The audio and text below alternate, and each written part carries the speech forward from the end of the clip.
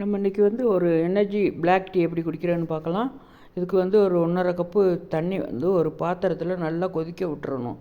அது வற்றி வர நேரம் கரெக்டாக அந்த 1 கப்புக்கு வந்துடும். நல்லா கொதிக்கும் போது என்ன செய்யணும், ஒரு துண்டு இஞ்சியை சீவி தோலை சீவிட்டு தட்டி இதில் போட்டுக்கிறலாம். அதோட ஒரு சின்ன எலுமிச்சம்பழத்துண்டு, ஒரு காவாசி எலுமிச்சம்பழத்துண்டையும் வெட்டி போட்டுக்கிறலாம். அதோட ஒரு 4 கிராம்பையும் போட்டுக்கிட்டு 2 ஏலக்காயும் போட்டு இதெல்லாம் நல்லா வேக வேணும். வெந்துக்கிட்டு இருக்கும்போது ஒரு துண்டு பட்டையும் போட்டுறணும். அதில் கருவேப்பட்டை ஒரு துண்டும் போட்டு எல்லாத்தையும் நல்லா கொதிக்க விட்டு கொஞ்சம் நேரம் வேகட்டும்.